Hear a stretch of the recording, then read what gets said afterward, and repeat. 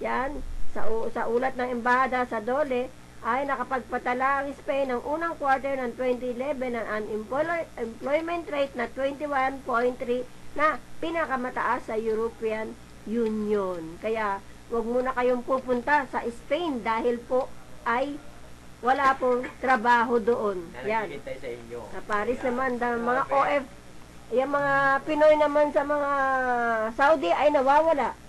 Siniling ng mga grupo ng mga OFWs ang paghahanap ng isang Pinoy na nakabase sa Dammam, Saudi Arabia, matapos may ulat na nawawala ayon sa report ng ipinarating sa Migrante Middle East, isang Filipino migrant rights group. Kinilala ni John Leonard Monterona, Migrante Middle East Regional Coordinator, ang nawawalang Pinoy na si Maura Pentinho Magtibay, taga Batangas City, nagtatrabaho bilang technician. Sinasabi na ang Pinoy worker ay isang linggo nang nawawala at wala umanong senyales na kanyang kinaroroonan. Ginalugad na rin umano ng himpilan ng pulisya sa Dammam, Alcobar at Jebel, subalit hindi natagpuan ang Pinoy worker. Yan, ang anumang impormasyon na sa kinaroroonan ni Magtibay ay maaaring iparating sa Migrante Middle East, John Monterona o sa Glen Vanguardia co-worker na Magtibay sa mobile phone number 00966-500-457756 o sa telephone number po 00966-3890-7451. At sa iba pong mga detalye ay tumawag lang po kayo. Kung sino man hindi po nakakuha ng number, tumawag lang po kayo dito sa Boses ng Pinoy 485-1857. Yan. At sa susunod po ang ating balita, marami tayong mga balita dito, marami pa tayong tawag, tambak, marami pa tayong guest. Unahin muna natin si Simplicio sa line 1. Oh, mabilis lang, Simplicio ha. Simplicio, mabilis lang ha. Direct to the point agad. Yes.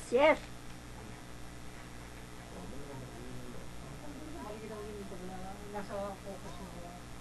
Iba talaga yung ito ba niya. Uy, wala ka din lang kinukuha.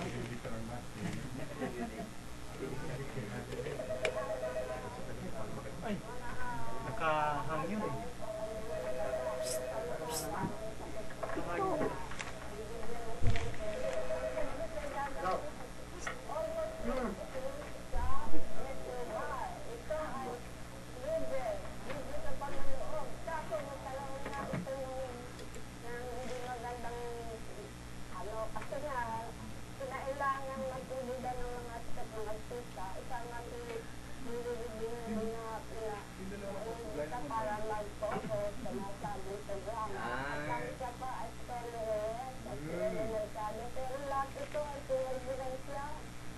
Nino? Si Del Boganino.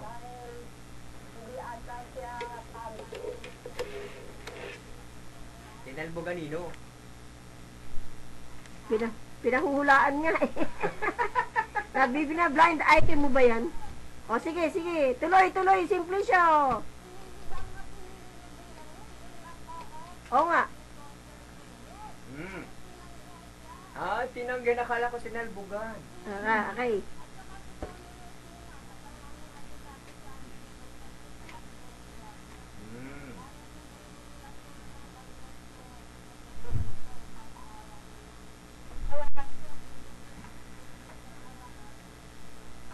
Nangungulit.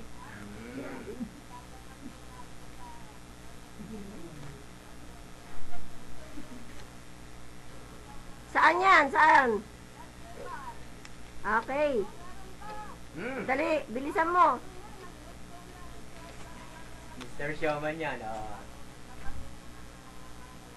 Sabi ko na nga ba, si ate guys. Yes?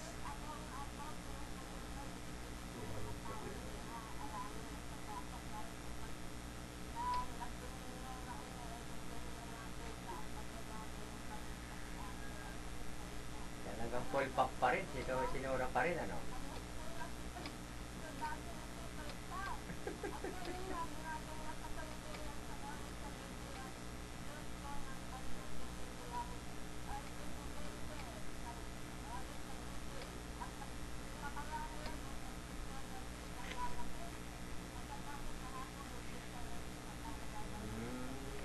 pala talaga ang lola mo, ano?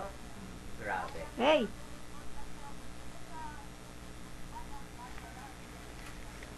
Thank you, Simplicio, Bongga. sa mga balita mo. Balitang Nora Honor. Tama. Okay, meron pa tayong tawag. Nako, dali-dali nyo ha. Sa line Ay, 2, nawala yun. si Nolly. Ay, si Kenoli. Ay, nawala. Nawala. Oh, wala Okay, na. tawag ka uli. Okay, tawag ka ulit. Ito pa, isang balita, mga Pinoy pinatapon ng Indonesia. Ano ba to? 90 Pinoy. Umaabot sa 70 Pinoy na karamihan ay mangingisda ang pinadeport ng gobyerno ng Indonesia. Karamihan sa mga pinadeport ay mula sa General Santos City, habang may ilang mula sa Luzon at ikinulong dahil sa iligal na pagpasok sa nasabing bansa. May ilan din pinadedeport dahil naman sa kasong overstaying. Lula ng mga pinadedeport na Pinoy ng chartered vessel sa gobyerno ng Pilipinas sa MV2 na highest na dumating sa Macau Wharf sa Jensan. Pagdating sa Jensan ay agad na sinailalim mga pinadeport na debriefing ng City Social Welfare and Development Office na pag-alaman kay Jovencio Agus ng Department of Foreign Affairs, Region 12, na marami pang mga nahuli na mga mangingisda Pinoy, na mga ngisdang Pinoy, ang iligal na nakapasok sa teritoryo ng Indonesia, ang nakatakda na ring iproseso ang deportasyon sa sandaling maayos ang kanilang mga asunto. Yan, mabuti na lang, pinatapon na lang, di kinulong. Pero mayroong ibang kinulong, di ba? Pero marami din tayong mga mangingisda na nahuhuli. Marami rin tayong mga Coast Guard na nahuhuli, mga taga-ibang bansa na mga nangingisda sa ating waters, so, di ba? Kaya eto, buti na lang ipinatapon. Yan. Yan, may tawag tayo. Noli, line 1.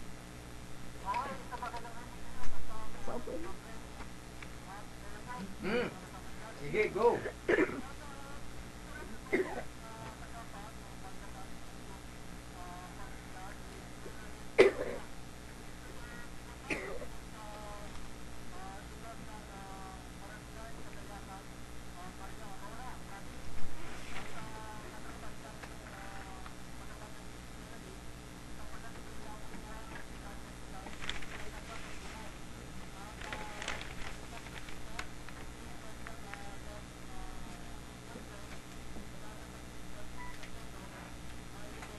O, ano na nangyari, Noli? Ano na nangyari? Nasaan na yun?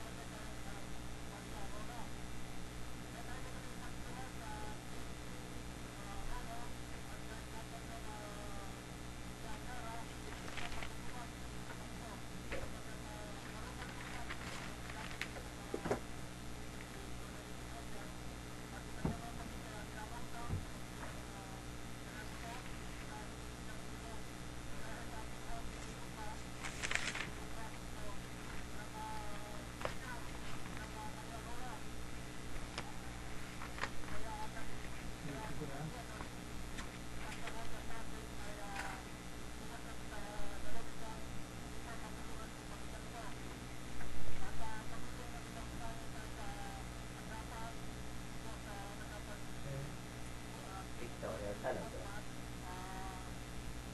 Okay, sino ba nasa video?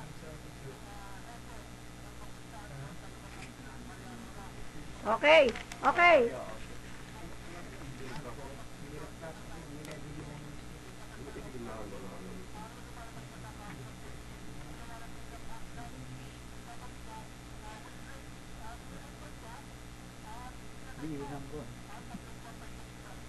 Okay. Sino pa ano? Position. Ano yun, ano yung glass? Ah. Nakatamaan ng ano eh. Sombrero mo. Okay, ano na yan? Police matters na yan, Noli. Okay, ano pa? Station break na tayo. Dali. Okay. May glass? Oo, may wine.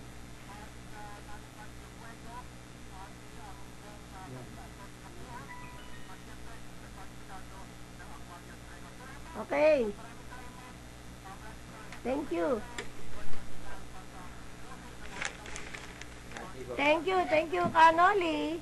Okay, station break muna tayo. 30 minuto makaraan ng ika-isa ng hapon.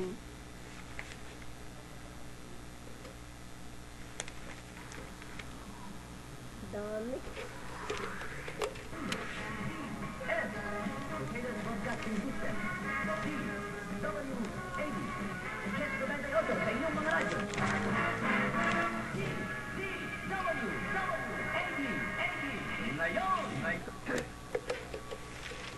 At sa ating pagpapatuloy, inabusong OFW, umabot na sa 51 na abuso at hindi pinalad na OFWs mula sa Kuwait ang napauwi sa tulong ng Mass Repatriation Program ng Department of Labor and Employment.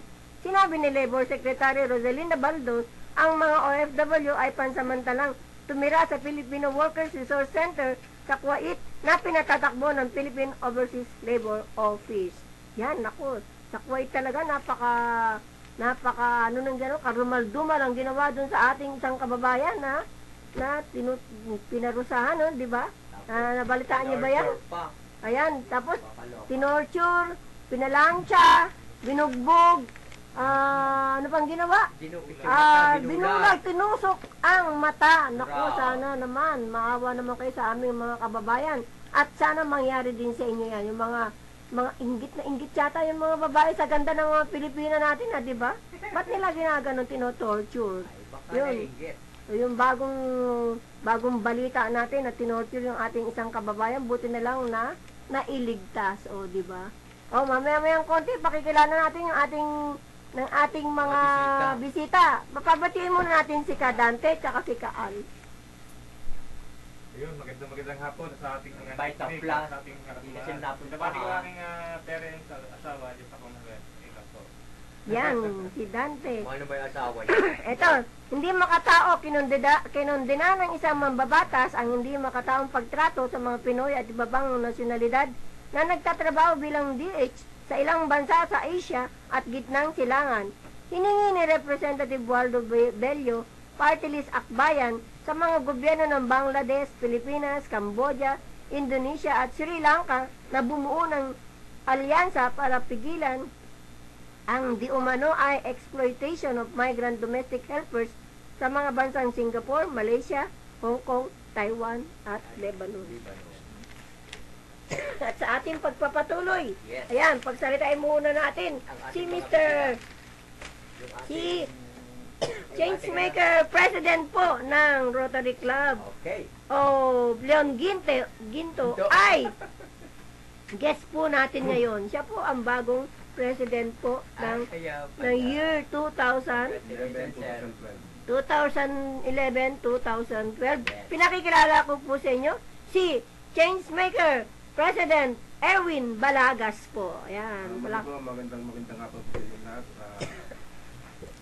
Una-una po, nagpapasalamat ako kay Karemi sa kanyang invitation sa akin kasi marami ko na siyang gustong makilala. At last, nakilala ko na siya. Siya kasi ang ano namin paano na namin presidente ng UNDP. Oh. VIP card pala Opo. dito, right? Naging PP President noong year 2005 ba yun? Go. Oh, 2004-2005. Actually, tatlo yun ang naging presidente noon.